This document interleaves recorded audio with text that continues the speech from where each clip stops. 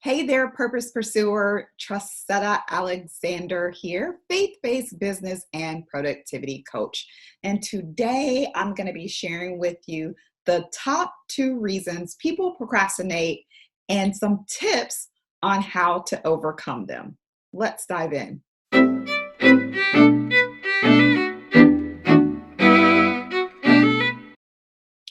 I have a confession to make. I am a productivity nerd, a productivity geek.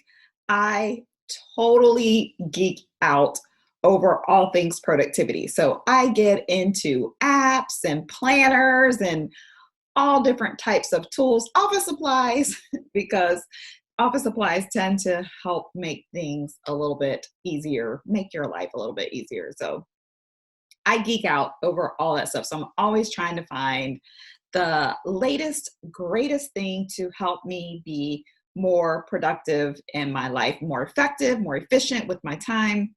And in spite of all of that, I fall into the same trap that most of you fall into, and that is procrastination. I know it's a bad word. But we're all guilty of procrastinating from time to time. It is one of the things that my clients deal with on a consistent basis. I hear it over and over and over again that they can't get things done, or when they get the time to work on their goals or work on their business, that they just don't feel motivated to get it done, and they end up procrastinating. And so today I'm sharing with you the top 2 reasons why people procrastinate. And then I'm going to share with you some tips for you to be able to overcome those 2 reasons. Are you ready? Here we go. The primary reason why people procrastinate is because they have a lack of clarity.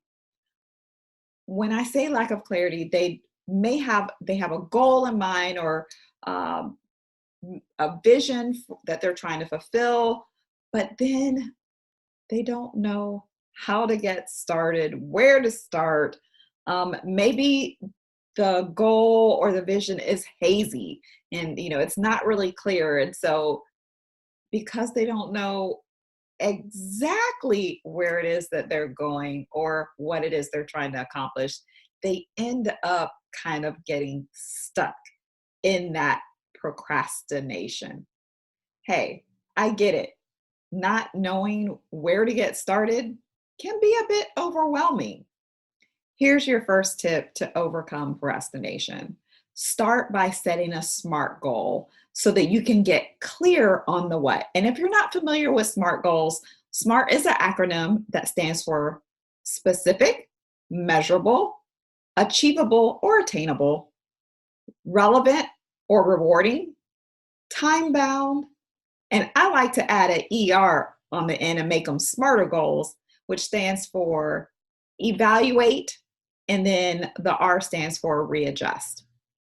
So by taking the time to set a smarter goal, then you can get really clear on where it is that you're trying to go, because now you have the who, the what, the where, the how, all the different components of what it is that you're trying to achieve. Because simply saying, I want to lose weight is not really a goal, because you won't really be able to tell whether or not you've achieved the goal or not. I want to lose weight could mean that, you lose 1 pound and yay, you met your goal. So you want to get really clear, really specific, and using smarter goals can help you get that clarity. Then once you've gotten clear, you can identify key milestones. What are those key things that have to take place in order for you to achieve your goal? Then once you've done that, once you've identified your goals and you've gotten your milestones, then brainstorm the associated tasks that need to take place or that you need to do in order to move the needle in the direction that you're desiring to go. Because once you've identified the activities, then you can set some deadlines for each one of those activities to be completed. By doing that, then you are well on your way. You can conquer the overwhelm and conquer the procrastination so that you can get moving down the path to your goal. The second reason why people procrastinate is a lack of purpose or a why. Not having the task connected to a strong why or an unidentified value increases the likeliness that you're going to delay taking action on the completion of the task at hand. In order to overcome this, what you want to do is ask yourself the right questions. Why did this task get on my to do list to begin with? What value will it add to my life? When you have the answers to these questions, they can help you to motivate yourself in order to get done what needs to get done, or you can delegate it to someone else so that the thing gets done, the task gets done.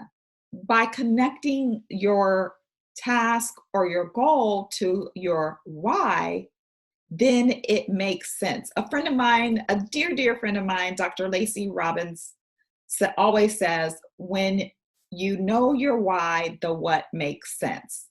And so what happens is when you are vested, when you know the why you're doing something, then it makes sense for you to actually do the task.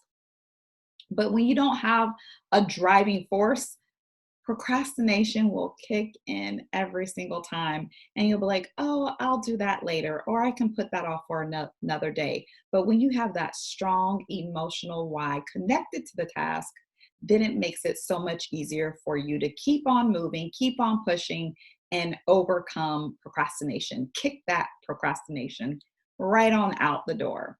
So the next time you find yourself procrastinating on a particular task, ask yourself those two questions. Do I have a lack of clarity? Am I unclear of what it is that I'm supposed to be doing?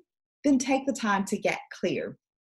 Perhaps it is that you have a lack of why. You don't have a true purpose as to why it is that you're doing the task or why the task got on your list. So identify the why behind the task.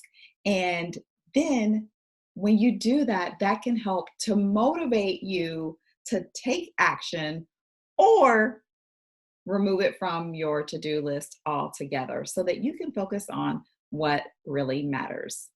I hope that this has been a blessing to you and it will help you to be your most productive self. Always remember, you got this and God has you. I love you and I appreciate you, and I'll see you next time.